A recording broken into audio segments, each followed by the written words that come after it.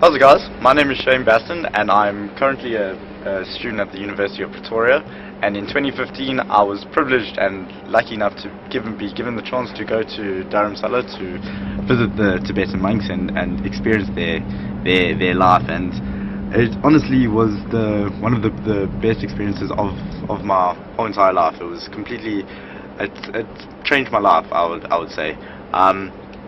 At the time I was in a very dark space personally, and I was angry at a few things, and going on the trip and being exposed to the Tibetan way of living and the Tibetan philosophies and just their mindset was completely eye-opening, and it brought me out of this anger and this darkness, and it brought me into a place of light and of hope, and is just what makes the whole trip unique and something that you're not going to find anywhere else. You know, you can't go on another program that is going to give you the exact same things that Streetschool gives you. You know, not often in life do you find something that changes your very outlook on life, that changes your very core values that you live throughout your life.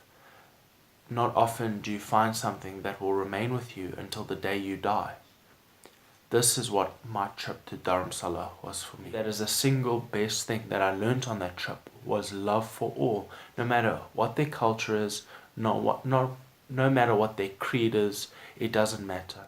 First of all, my name's Ryan Tahini. I went with Classy to India, or to Dharamsala, in 2012. Tour, or the trip itself, was something that has been fundamental my entire life. I'm pretty sure it shaped a lot of where I'm going and who I am today. I'm currently doing my master's in psychology, and I feel like a lot of it came from this trip. A lot of my decision to do that came from this trip. I always tell one story just because I think it's the hardest hitting in the shortest period of time, and was something that really touched me. We were talking to a monk, and he was telling us all about how he escaped China and how they put him in prison. And obviously I sat there and I was like in complete awe of this story. I mean, it's not something you ever hear. And obviously he ran the risk of dying when he was there. And so my first question was to him when he opened it up was, what was your greatest fear when you were, escaping, when you were running through the Himalayas? What was your greatest fear? And he looked at me and he said, my greatest fear was that I would lose my compassion towards the Chinese government.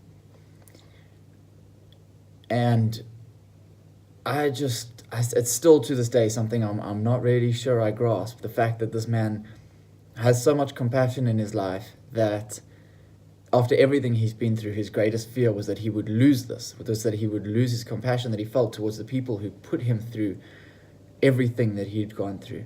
And guys, that just shows you what kind of people you're dealing with, and honestly, just what kind of an experience you'll have up there. It's something that you can't get elsewhere. It's not something that exists here, and it's a really once-in-a-lifetime opportunity. So, guys, once again, I can't recommend this trip enough.